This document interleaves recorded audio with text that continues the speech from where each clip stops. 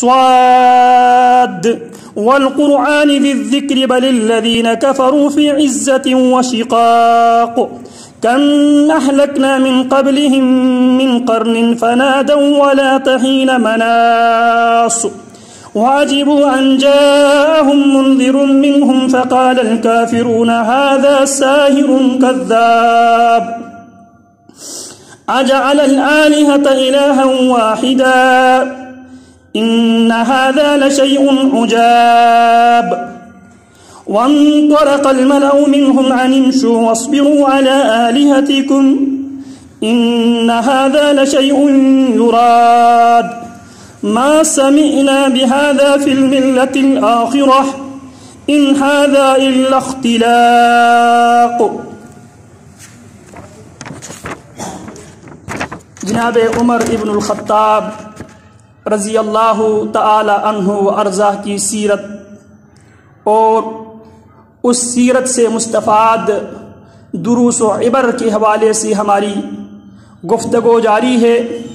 اسی ضمن میں سیدنا عمر رضی اللہ تعالی عنہ اور نماز، سیدنا عمر رضی اللہ تعالی عنہ اور توحید، سیدنا عمر رضی اللہ تعالی عنہ اور پیارے پیغمبر علیہ الصلاۃ والسلام سے محبت و مودت کا جو عظیم رشتہ، اور اسی سلسلے کی ایک کڑی نماز کے لیے 5 بار مسلمان 24 گھنٹے میں 5 بار جو اذان دیتے ہیں، اس اذان اور سیدنا عمر رضی اللہ تعالی عنہ کے درمیان جو تعلق ہے، جو ربط ہے، جو جوڑ ہے، اسی سلسلے میں ہماری گفتگو جاری تھی. اسی دوران کچھ مختلف موضوعات بھی زیر بحث آئے، لیکن جس موضوع پہ ہماری گفتگو اسی ضمن میں ہماری بحث چل رہی ہے وہ ہے اذان. اور اذان میں اللہ اکبر کے حوالے سے اختصار کے ساتھ چند ایک گزارشات گوشت گزار کر چکا ہوں. اللہ اکبر کا معنی کیا ہے، مفہوم کیا ہے، تقاضے کیا ہے.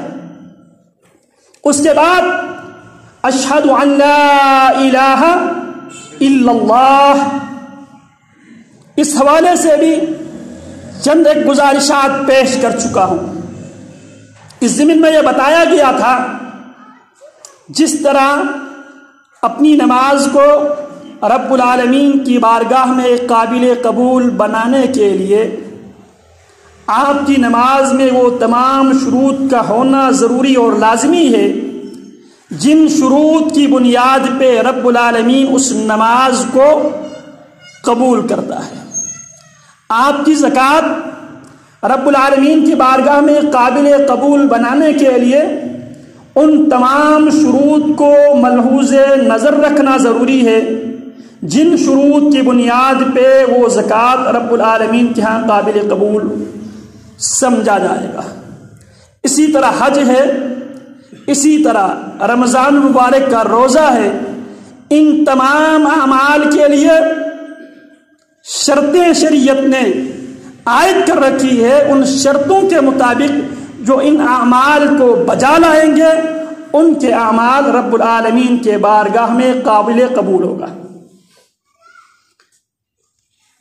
دنیا میں بھی جب ہم کسی سے کوئی ڈیل کرتا ہے، سودا بازی کرتا ہے، لین دین جب ہم کرتے ہیں تو اس وقت بھی ہم باقاعدہ شرطیں رکھتے ہیں.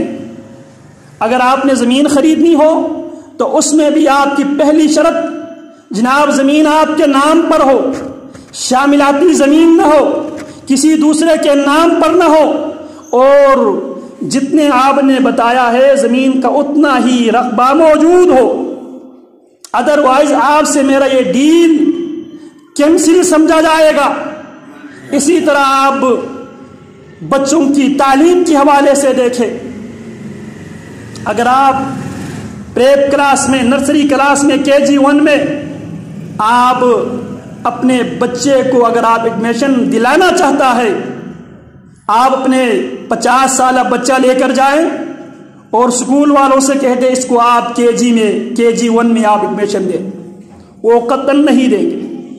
ان کی شرط کیا ہے؟ بچے کی عمر اتنی ہو۔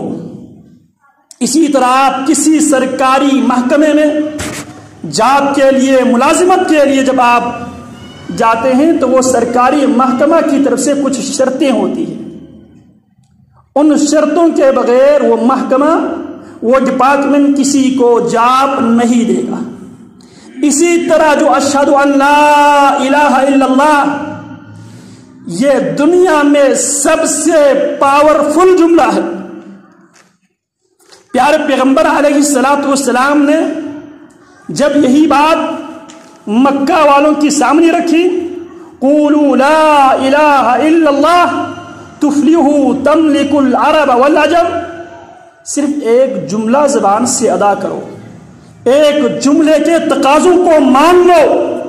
میں محمد، جس نے یہ دعوت پیش کرنے سے چند لمحہ پہلے تم سے یہ گواہی میں لے چکا ہوں، ما جربنا علیک الا صدقا، اس دعوت کو پیش کرنے سے چند لمحہ پہلے پیارے پیغمبر علیہ السلام نے مکہ والوں سے ایک سوال کیا تھا، اگر میں تم سے یہ کہوں ان خیرن، اگر گھڑ سوار ایک دستے اس پہاڑ کے پیچھے جبل ابو قبیس کے پیچھے سے تم پر حملہ آور ہونے کے لیے وہ دستے مکمل تیار ہے، اگر میں یہ دعویٰ کروں تو اس صورت میں تم میرے تصدیق کرو گے یا تکذیب کرو گے؟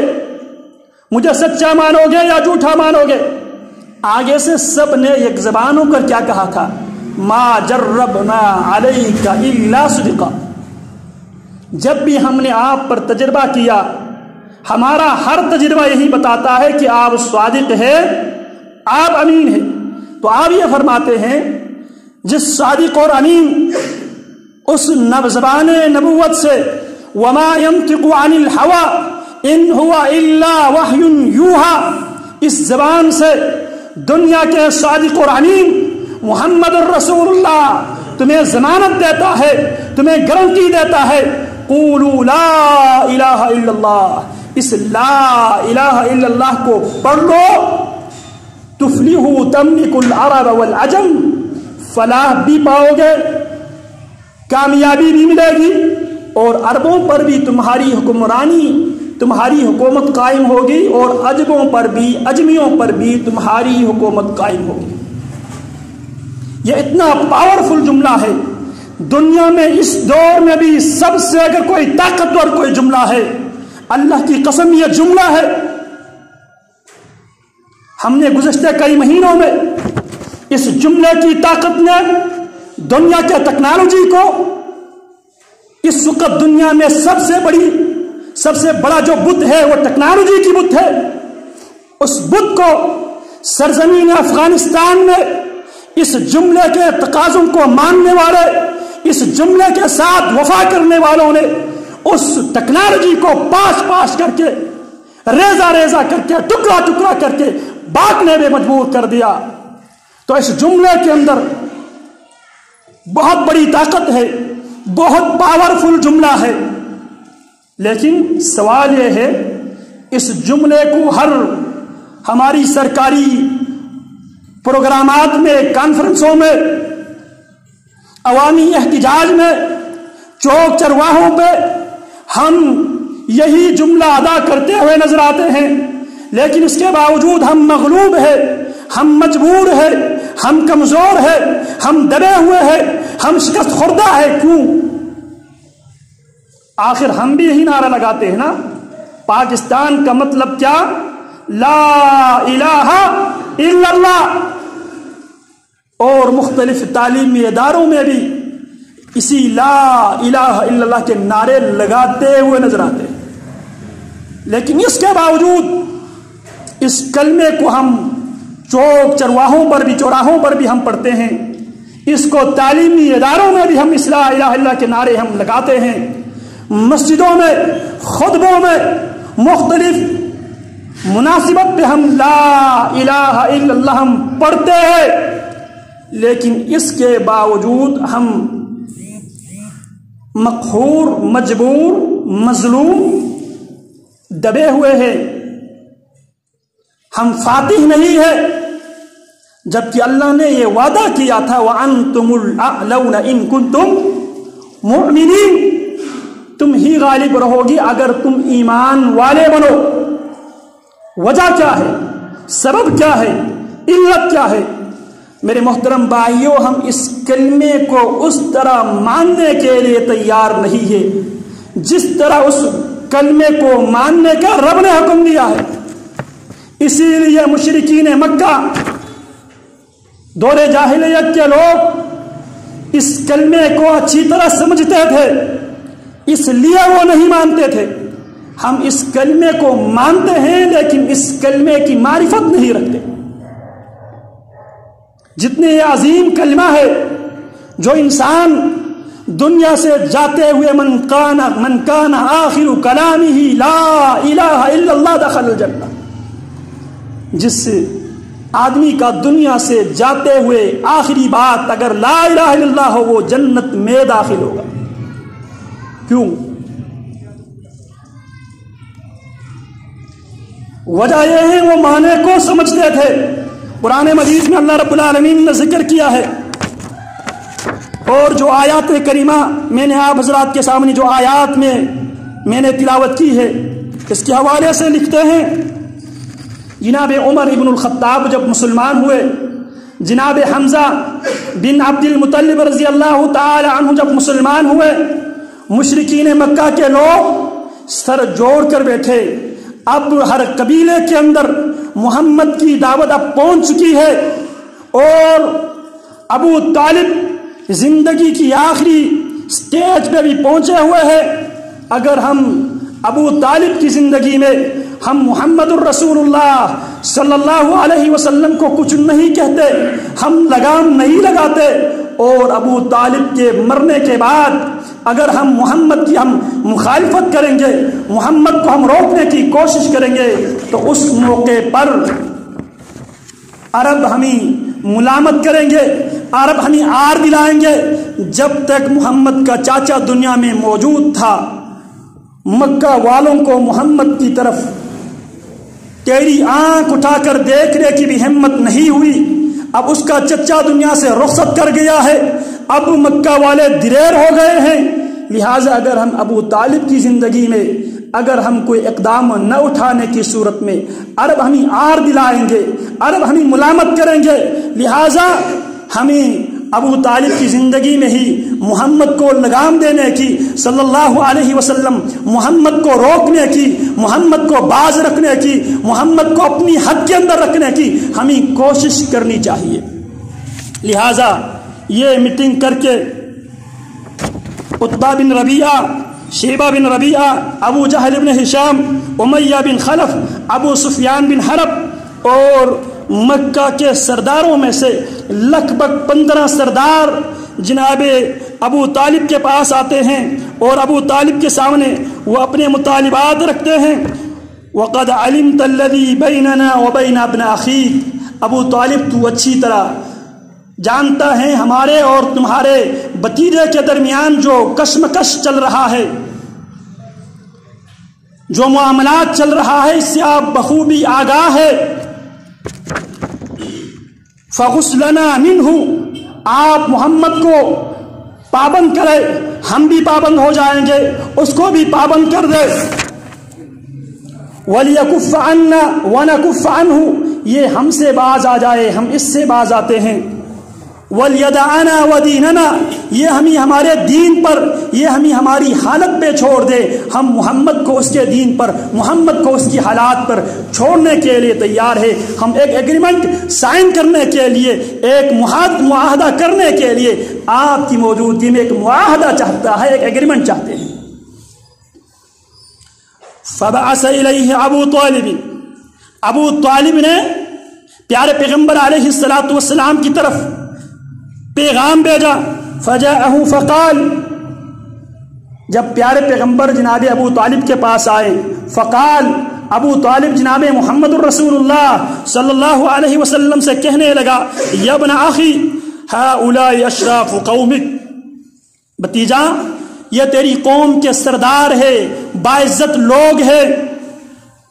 قد اجتمعوا لك، وہ سب اکٹھے اس لیے آئے ہیں، لیعطوک ولیأخذوا منک، وہ تم سے کچھ لینا بھی چاہتا ہے، تمہیں کچھ دینا چاہتا ہے، کچھ لو کی بنیاد پر، کچھ دو کی بنیاد پر وہ تم سے کمپرومائز کرنے کے لیے آئے ہیں. ثم اخبرہ بالذی قالوا لہ، پھر ابو طالب جناب محمد الرسول اللہ صلی اللہ علیہ وسلم کے سامنے وہ سارے پیشکش رکھتے ہیں جو مشرکین مکہ کے سرداروں نے لے کر آئے تھے. تو پھر فقال لهم رسول اللہ صلی اللہ علیہ وسلم، کہنے لگا کہ جو پیشکش وہ لے کر آئے ہیں وہ کچھ لوگ کچھ دو کے بنیاد پہ آپ کے ساتھ کمپرومائز کرنا چاہتے ہیں، ساز باز کرنا چاہتے ہیں، ایگریمنٹ کرنا چاہتے ہیں تاکہ آپ ان کی مخالفت نہ کرے، یہ آپ کی مخالفت نہ کرے، ہر ایک اپنے اپنی حدود کے اندر رہ کر اپنے اپنے دین پر عمل کرے. اللہ اکبر کبیرہ. جناب محمد الرسول اللہ صلی اللہ علیہ وسلم مشرکین مکہ کی یہ مطالبات سننے کے بعد فقال رسول اللہ صلی اللہ علیہ وسلم ارأیتکم ان اعطیتکم کلمتا تملکتم بها تکلمتم بها ملکتم بها العرب. کیا خیال ہے تمہارے کیا خیال ہے؟ میں تمہیں صرف ایک جملہ دیتا ہوں، صرف ایک سینٹنس میں تمہیں دیتا ہوں. تکلمتم بها، جب اس جملے کو تم زبان سے ادا کرو گے، دل سے تصدیق کرو گے، صرف ایک جملے کو تم مانو گے تو کیا ہوگا، کیا فائدہ ہوگا؟ ملکتم بها العرب، اس جملے کی طاقت سے، اس جملے کی پاور سے، اس جملے کی برکت سے عربوں پر بھی تمہاری بادشاہت قائم ہوگی. ودانت لکم بها العجم، اور جتنے بھی عجمی سرزمین ہے پوری دنیا کے اندر جو غیر عرب ہے وہ سارے تمہارے سامنے سر تسلیم خم کر لیں گے.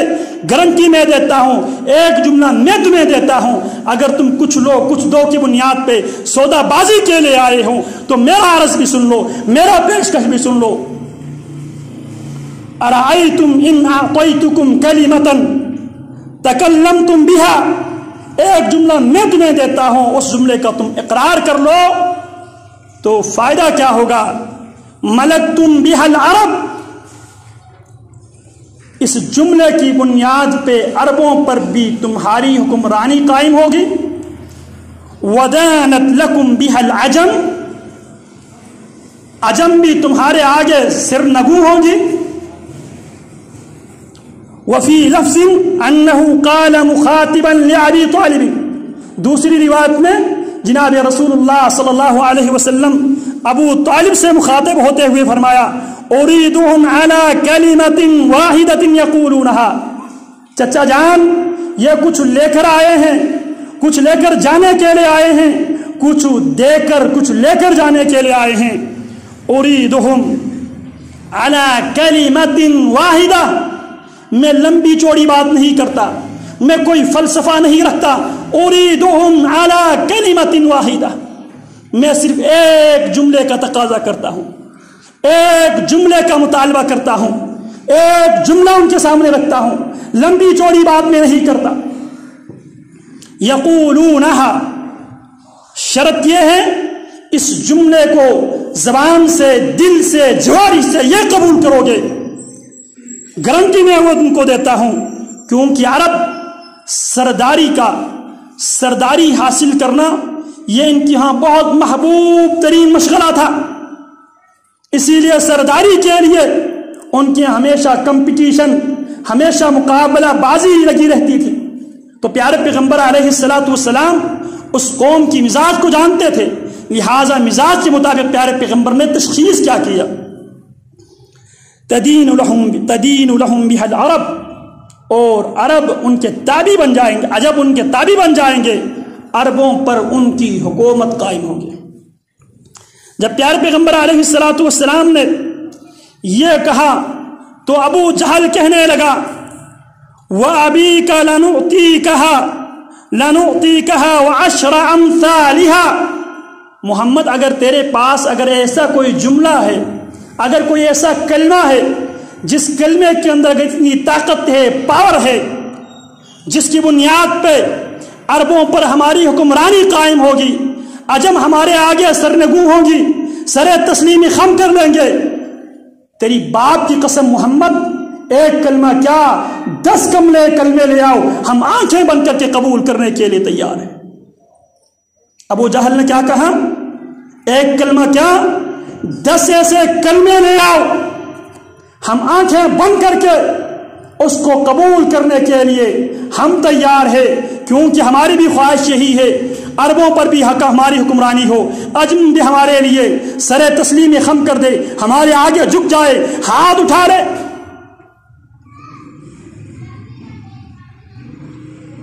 قال، جب ابو جہل کی یہ بےتابی دیکھ کر، عمر بن حشام کی یہ بےتابی دیکھ کر، محمد الرسول اللہ صلی اللہ علیہ وسلم جب دیکھتے ہیں لوہا گرم ہوا ہے، اس پہ پیارے پیغمبر علیہ السلام کاری ضرب لگاتے ہیں۔ تقولون لا الہ الا اللہ، وہ جملہ جس جملے کا میں زبان دے چکا ہوں یہ وہ جملہ ہے، تقولون لا الہ الا اللہ،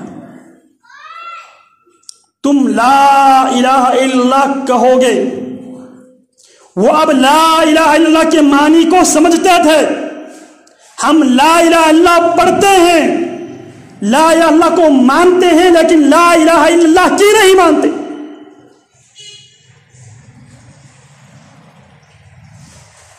وَتَخْلَعُونَ مَا تَعْبُدُونَ مِن دُونِهِ، ایک اللہ کے اقرار کرو گے، ایک اللہ ہی کی عبادت کرو گے۔ عموماً یہاں پر بھی ایک غلط فہمی، لا الہ الا اللہ کا معنی صرف یہ بیان کیا جاتا ہے خالق، مالک، رازق، مشکل کشا، حاجت روا اللہ ہے، اس میں کوئی شک نہیں ہے، یہ ہے توحید ربوبیت، یہ اللہ کے افعال ہے۔ لیکن جس کلمے کی بنیاد پر پیارے پیغمبر علیہ السلام کی مکہ والوں نے مخالفت کی، دنیا والوں نے مخالفت کی، وہ توحید الوہیت ہے، عبادت صرف اللہ کی، نماز صرف اللہ کی، نظر و نیاز صرف اللہ کی، ذبح صرف اللہ کی، واسطے وسیلہ صرف اللہ کی، یا صدقہ طفیل صرف اللہ کی، قسم صرف اللہ کے نام پر، جھکنا صرف اللہ کے لیے، ماتھے زمین پر ٹیکنا صرف اللہ کے لیے، کسی غیر اللہ کے لیے، کسی زندہ انسان کے آگے، کسی مردہ انسان کے آگے، کسی قبر پر، کسی درخت پر، کسی حجر پر، کسی چیز پر پیشانی جھکانا یہ شرک ہے۔ ورنہ مکہ والے بھی مانتے تھے، وَلَئِن سَأَلْتَهُم مَّنْ خَلَقَ السَّمَاوَاتِ وَالْأَرْضِ، اگر آپ ان سے سوال کریں یہ آسمانوں اور زمینوں کو کس نے تخلیق کی ہے، آسمانوں اور زمینوں کی خالق کون ہے، وہ بھی ایمان رکھتے ہیں لَيَقُولُنَّ اللَّهُ، بلکہ وہ آج کے مشرکوں سے بھی ایک قدم آگے نظر آتے ہیں۔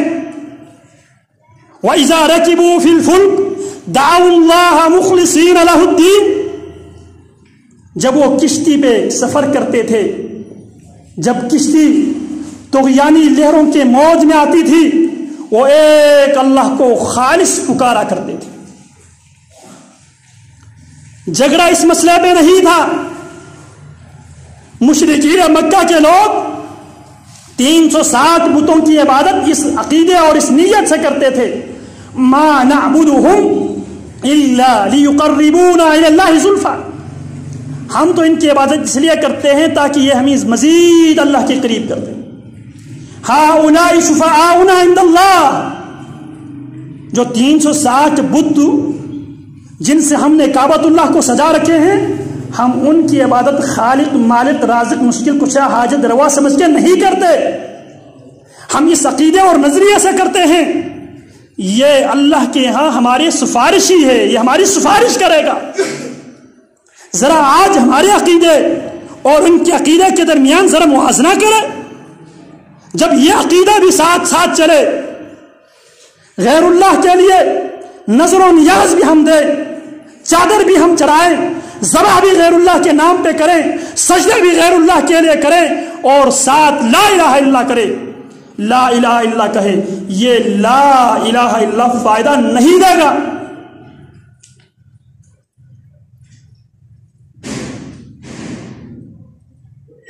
تو کیا فرمایا پیارے پیغمبر نے؟ تقولون لا الہ الا اللہ، مکہ والو لا الہ الا اللہ تم کہہ دو، ساری عبادت صرف اللہ کے لیے، قسم صرف اللہ کے نام پہ۔ آج ہمارے ہاں بھی میرے باپ کی قسم، میری ماں کی قسم، فلانا کی قسم، فلانا کی قسم، من کان حالفا فلیحلف باللہ، اگر کوئی قسم اٹھانے والا ہو صرف اللہ کے نام کا قسم اٹھا۔ ذبح زندہ مردہ انسانوں کی درگاہوں پر نہیں، فصلی لربک وانحر، نماز بھی صرف رب کے لیے، قربانی بھی، ذبح بھی، نحر بھی صرف رب کے لیے۔ یہ کلمہ کا مفہوم یہ ہے، جھکنا بھی صرف رب کے لیے، فریاد رسی بھی صرف رب سے۔ اذ تستغیثون ربکم فاستجاب لکم، مسلمانوں اس وقت کو یاد کرو محمد الرسول اللہ صلی اللہ علیہ وسلم کی قیادت میں سارے مسلمان بدر کے میدان میں فریاد رسی کی اپلیکیشن، درخواست، دعا، پکار، کس کو درخواست دے رہے تھے، کس سے دعا کر رہے تھے، کس کو پکار رہے تھے؟ اذ تستغیثون ربکم، جب تم فریاد رسی کے لیے بدر کے میدان میں کھڑے ہو کے اپنے رب سے تم استغاثہ کر رہے تھے، اللہ ہماری فریاد رسی کر رہے۔ آج ہمارا عقیدہ کیا ہے؟ برد جولی میری یا محمد، جبکہ محمد الرسول اللہ کی تعلیم کیا ہے؟ دینے پر قادر رب کی ذات ہے، محروم کرنے پر قادر رب کی ذات ہے۔ محمد الرسول اللہ بدر کے مقام پہ کس سے درخواست کر رہے ہیں، کس کو پکار رہے ہیں، کس کے سامنے دعا کر رہے ہیں، کس سے مانگ رہے ہیں؟ آج ہم اولاد کے لیے کدھر کدھر کی ٹھوکریں ہم نہیں کھاتے، اور ساتھ لا الہ الا اللہ بھی ہم کہہ رہے ہیں۔ تو لا الہ الا اللہ مکہ والے اس معنی کو سمجھتے تھے۔ جب مکہ والوں کے سامنے جب یہ بات رکھی گئی، تقولون لا الہ الا اللہ، مکہ والوں یہ جملہ اس وقت کام کرے گا، یہ جملہ اس وقت تمہیں عربوں پر حکمرانی کا اور عجمیوں پر بھی تمہاری حکمرانی کا اس وقت تمہیں موقع فراہم کرے گا جب تم لا الہ الا اللہ کہو گے۔ حصول اولاد کے لیے جب تم اللہ کے در پہ آؤ گے، حصول صحت کے لیے صرف اللہ سے مانگو گے، عزت اور بادشاہت کی ڈیمانڈ صرف جب تم اللہ سے کرو گے، جب تم ایک اللہ کے ساتھ جڑو گے، 360 بتوں سے اپنے ناطہ، اپنا رشتہ جب تم توڑو گے، تب یہ جملہ تمہیں عربوں پر بھی حکمران بنا دے گا، عجموں پر بھی تمہیں حکمران بنا دے گا۔ کب؟ جب تم ایک اللہ کے لیے نظر و نیاز خالص کرو گے۔ آج معاشرے کے بہت سے جرائم کی بنیاد یہی ہے، ہم اس جملے کو پڑھتے ہیں لیکن اس جملے کو سمجھنے کے لیے تیار نہیں ہے۔ یہ جملہ ہر انسان کو آزادی دلانے کے لیے آیا ہے۔ آج ہر آدمی غلام ہے، ذہنی غلام ہے، ذہنی طور پر، نفسیاتی طور پر ہر آدمی غلام ہے، خوف زدہ ہے، سفر پہ نکلا ہے۔ اگر سامنے سے اگر کالی بلی اگر گزر جائے وہاں سے خوف کے مارے واپس آ جائے گا, سارا پروگرام کینسل کر دے گا. اگر گھر کے اوپر, گھر کی چھت پہ اگر ایک الو اگر بیٹھ جائے, اگر معلوم ہو جائے کئی مہینے وہ گھر والے پریشانی کے عالم میں, بے سکونی اور بے چینی کے عالم میں گزاریں گے. کیوں؟ ہر شاخ پہ الو بیٹھا ہے, انجام گزشتہ کیا ہوگا؟ یہ سارے کفر ہے, شرک ہے. اسلام آزادی دلانے کے لیے آئے تھے. اس قسم کی گندی باتوں سے تعالی اللہ عما یقولون علوا کبیرا. ہم نے اللہ کو کیا جانا ہے؟ لا الہ کا معنی کیا ہے؟ ہر قسم کی عبادت صرف اور صرف میرے رب کے لیے ہے. وہ عبادت نماز کی صورت میں ہو,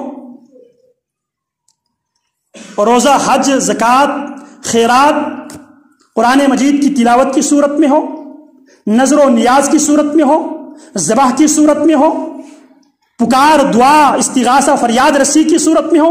یہ سب کس کے لیے ہے؟ لا الہ الا اللہ. تو مکہ والے اس مفہوم کو اچھی طرح جانتے تھے.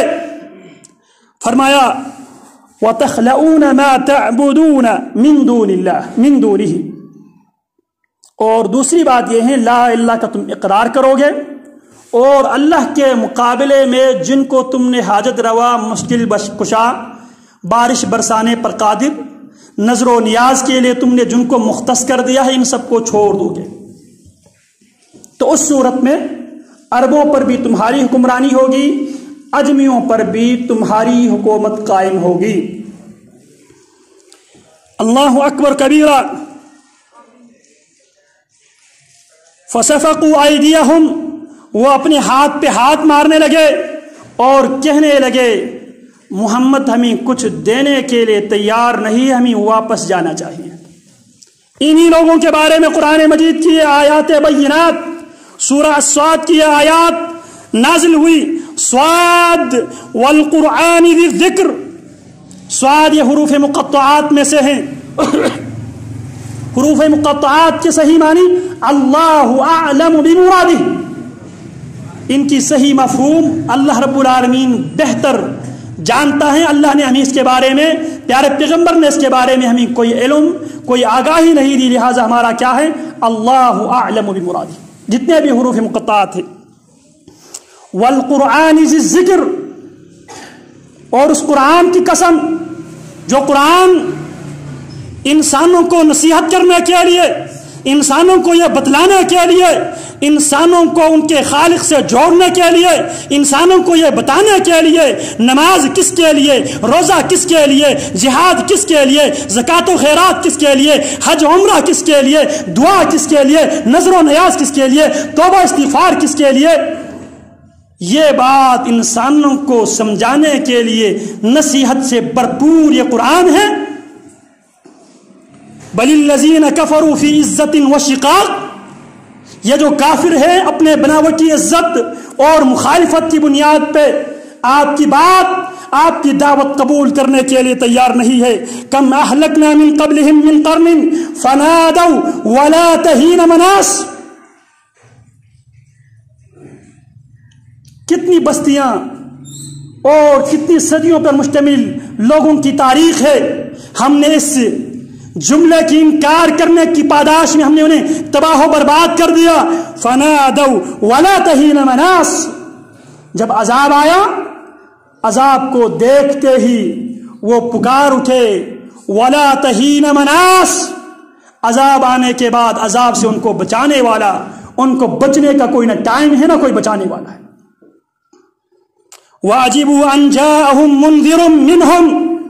اور یہ لوگ تعجب کرتے ہیں مکہ والے, ان جاءہم منذر منہم. عقیدہ بنا لو, ان جاءہم منذر منہم. یہ اس وقت تعجب کرتے ہیں جب مکہ میں سے، مکہ کے باشندوں میں سے، انسانوں میں سے، ان کے قبیلہ میں سے، بنو ہاشم میں سے محمد الرسول اللہ جو بشر تھے، تخلیق کے اعتبار سے بشر تھے، محمد بشر ولیس کالبشر، تخلیق کے اعتبار سے، بناوٹ کے اعتبار سے محمد الرسول اللہ بشر تھے، نور من نور اللہ نہیں تھے، لیکن عزت کے اعتبار سے، مقام کے اعتبار سے، فضیلت اور مناقبت کے اعتبار سے اللہ کے بعد اگر کسی ہستی کا کوئی مقام ہے تو محمد الرسول اللہ صلی اللہ علیہ وسلم کی مقام و منزلت ہے۔ وَعَجِبُوا أَنْ جَاءَهُمْ مُنذِرٌ مِّنْهُمْ، اور وَعَجِبُوا وہ تعجب میں پڑ گئے، أَنْ جَاءَهُمْ مُنذِرٌ مِّنْهُمْ، ان کو ڈرانے کے لیے انہی میں سے، بنی عبد مناف میں سے، بنی ہاشم میں سے، عبد المطلب کی اولاد میں سے، عبداللہ کی پشت میں سے محمد الرسول اللہ جب نبی رسول بن کر آئے تو وہ تعجب کرنے لگے۔ آج بھی یہی اللہ اکبر کبیرہ جو داعی ہے ان کے ساتھ آج بھی لوگ اسی نظر سے دیکھتے ہیں، مالی حاضر رسول یاکل الطعام ویمشی فی الاسواق، یہ کیسا رسول ہے؟ یاکل الطعام، یہ بھی کھاتا ہے، ویمشی فی الاسواق، بازار میں جانے کی، مارکیٹ میں جانے کی اس کو بھی ضرورت ہے۔ وَعَجِبُوا أَنْ جَاءَهُمْ مُنذِرٌ مِّنْهُمْ فَقَالَ الْكَافِرُونَ هَذَا سَاحِرٌ كَذَّابٌ، کافر کہنے لگے یہ سخت جھوٹا جادوگر ہے۔ اجعل الآلہۃ الہا واحدا، محمد ایک جملے کی بنیاد پہ ہمیں ہمارے 360 معبودوں سے، 360 معبودان باطلہ سے کاٹنا چاہتا ہے، توڑنا چاہتا ہے۔ اجعل الآلہۃ الہا واحدا، لا الہ کا معنی کیا ہے؟ 360 بت، 360 دن، اور ہر بت کی الگ ایکٹیویٹیز، الگ سرگرمی، کوئی فال نکالنے کے لیے، کوئی بارش برسانے کے لیے، کسی کے بارے میں کیا عقیدہ ہے، کسی کے بارے میں کیا عقیدہ ہے، لیکن صاحب خالق کو صرف اللہ کو ہی مانتے تھے۔ تو وہ اس جملے کو سمجھتے تھے، جانتے تھے، علم رکھتے تھے، اس لیے وہ اس جملے کو اقرار کرنے سے وہ کتراتے تھے، وہ پیچھے ہٹتے تھے۔ ہم اس جملے کو پڑھتے تو ہے لیکن سمجھنے کے لیے تیار نہیں ہے۔ ہم اس جملے کو بھی زبان سے ادا کریں گے اور ساتھ ساتھ اس جملے کی مخالفت بھی کرتے چلے جائیں گے۔ اور عقیدہ کیا ہے کہ میں پکا مسلمان ہوں، میں جنتی ہوں، میں لا الہ الا اللہ پڑھتا ہوں۔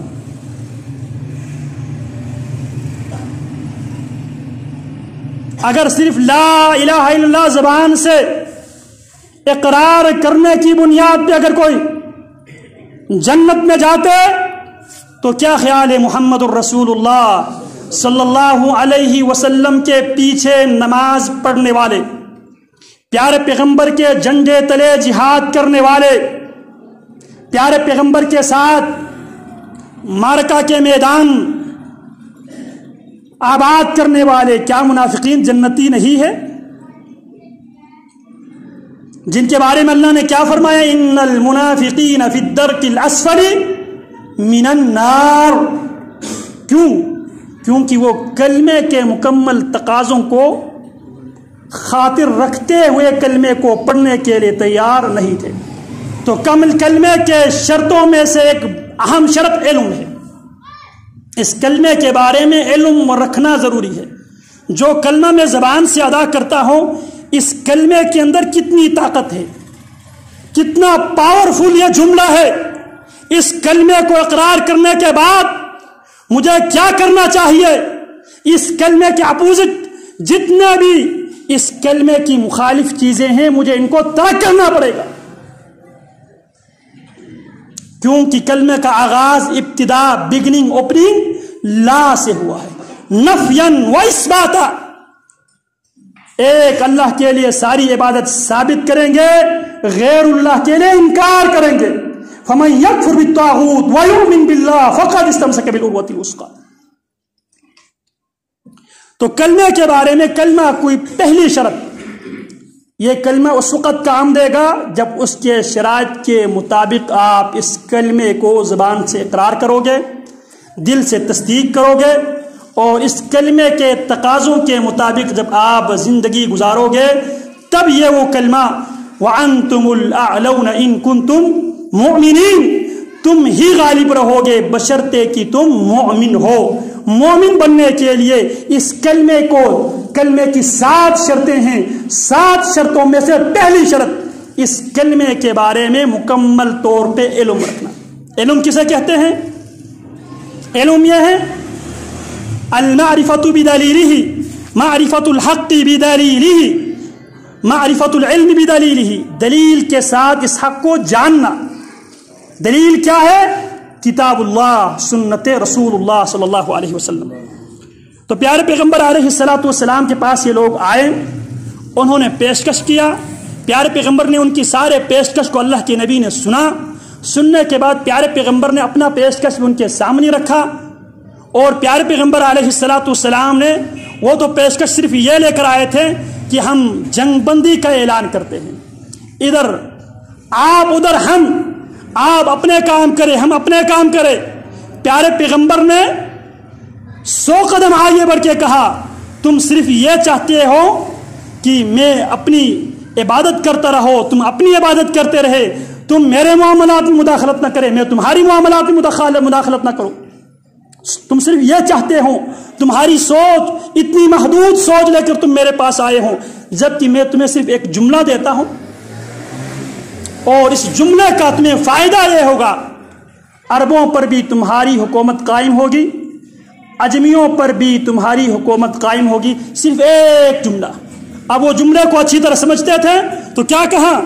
اجعل الآلہۃ الہا واحدا، اللہ کے نبی نے کوئی لمبی چوڑی بات نہیں کی، تقولون لا الہ الا اللہ وتخلؤون ما تعبدون من دون اللہ، یہی مختصر سی بات کی، وہ پوری بات سمجھ گئے، وہ سمجھ گئے اب چاہتا کیا ہے، ہم 360 بتوں کو یکمشت چھوڑ دے اور ایک اللہ کو مان دے۔